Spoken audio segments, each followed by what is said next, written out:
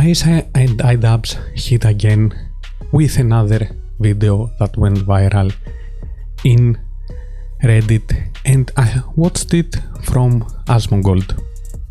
But I want to make a deeper dive inside what they said and what is actually true or false from what they said.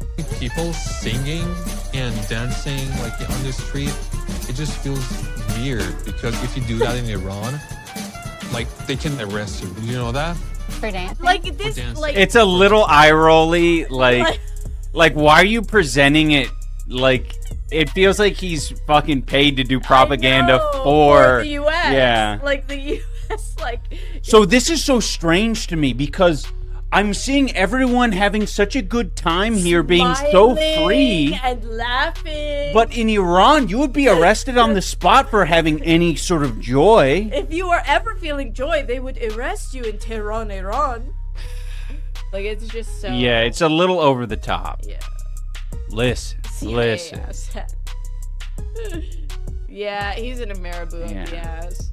Maybe he's imagining too much. You're right, Psychonaut. Maybe he's imagining people dancing with their tits out in the U.S. They're doing the fucking. Maybe he's imagining it's so much worse. This capitalism is so great. So let's start from the beginning. The reason behind why Iran has a policy against music is because of the Prophet Muhammad. So in his late years, Muhammad placed music that is something really bad. And why is that? Because music makes you feel things and hits directly in your heart. But in Islam, priority in your heart must be Allah. There are many verses in the Quran about music, but I really want to stand on a specific one, Sunan Hadith 40:20. And the translation is, people among my nation will drink wine calling it by another name, and musical instruments will be played for them, and singing girls will sing for them. Allah will cause the earth to swallow them up and will turn them into monkeys and pigs. So music is basically haram. That haram is a term that used after the death of the Prophet Muhammad, and there are many things in the Islam religion that forbids for people to hear and dance with the music. And you can't change what he said, the guy on the video. Unfortunately, I don't know his name. But Idubbbz is not about if you feel joy. The joy you experience at that moment is higher than and Muslim place is God. Always Allah is at the top, and after that is everything else. Singing, I can feel the freedom. Yeah. It's starting to make her uncomfortable. What? You can't have your dog On a leash? even on a leash. But where are you supposed to keep it? I don't know, at home. Okay, so you don't know. Everything has changed. I just don't think 48 hours ago, Yeah. I was in Iran, everything was... No shot, that's true? None of this is true? That's what's so annoying about it. This is so...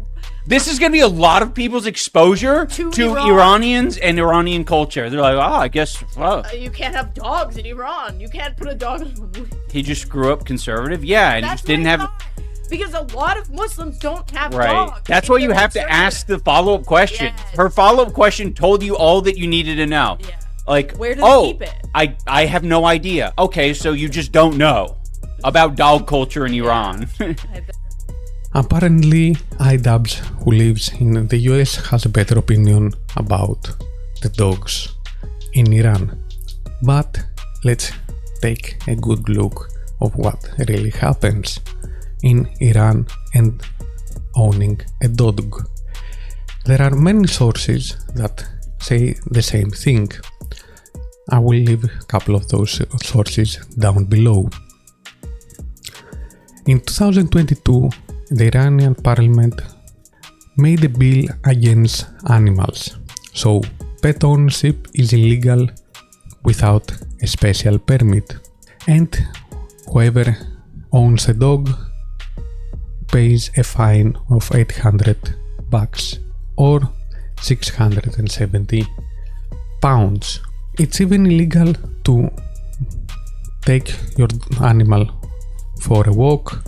It's even illegal to get your dog inside your car. And one of the basic reasons why Iranian government did that is because the regime considered pet ownership one of the symbols of westernization. That's so interesting. Like, Just saying whatever. like you really, you have to be, I have to be careful about the words. You can speak freely here. You're in America. Are you shit? But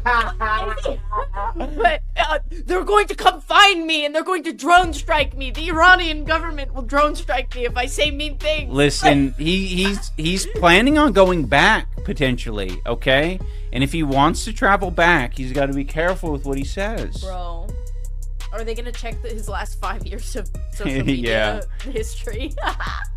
Sorry, this is just so. Yeah. He's so scared. The producer, this is America. You can say whatever you want. Yeah, the producers almost never say shit, and if they do, they'll cut it out. Yeah. Here specifically, they're like, no, let's make sure it's all in there. We want the full context. He's nervous in this moment.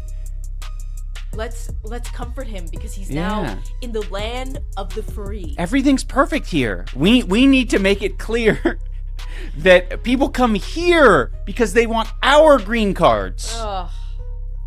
The fact that you live in a place like Iran has some freedoms taken away from you.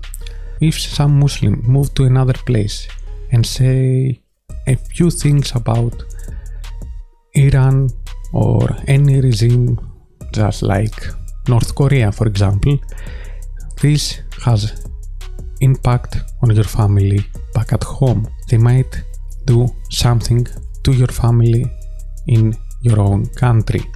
So it is not safe to judge any regime in any place in the world. Something Idubbbz and Aisha have never experienced. I've seen something like that happening in other countries, and I met people that was afraid to talk about certain things in their own country, and very dangerous to talk about it publicly. And it's not about bad America is according to Idubbbz. It's what is good, what's great about America and the West. I'm worried about my family.